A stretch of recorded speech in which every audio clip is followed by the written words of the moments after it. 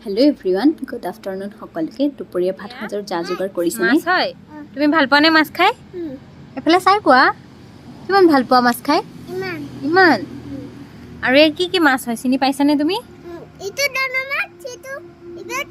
এইবিলাক সৰু মাছ, এইটো ডাঙৰ মাছ। বাপেকে কিনি দিছে, পুতেকে লৈ আহিছে।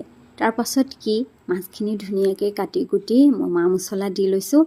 এনেকুৱা মাছ খাই কিন্তু খুব ভাল লাগে। আচল জেমেলাটো ক'ত লাগে জানে? বাছাৰ সময়ত। আৰু ইমান টাইম লাগে আৰু মই যে বহুত বেয়া পাওঁ। আৰু মোৰ নিচিনা এনেদৰে মাছ বাছি বেয়া পোৱাবিলাকে কমেণ্ট কৰি নিশ্চয় জনাব। নাখাওঁ, ভাতৰ লগত খাওঁ। এতিয়া কেনেকুৱা লাগিছে? টেষ্টি লাগে ন? এনেকৈ মাছটো যেতিয়া ভাজি হৈছিল তেতিয়া নাখাওঁ বুলি কৈছিলে, এতিয়া এনেকৈ বনোৱা দেখি খাবৰ মন গৈছে। আৰু আপোনালোকেও এনেদৰে খাই চাবচোন, মাছটো ফ্ৰাই কৰি খুব ভাল লাগে। তাৰপাছত এয়া ফুলকবি আলু বিলাহী দি ভাঙোন মাছৰ জোল বনালোঁ দুপৰীয়া ভাত সাজৰ কাৰণে। তাৰপাছত এয়া দুপৰীয়া ভাত সাজ খাব বহিছোঁ। আপোনালোকে খালেনে বাৰু? সকলোৱে খালেই চাগে।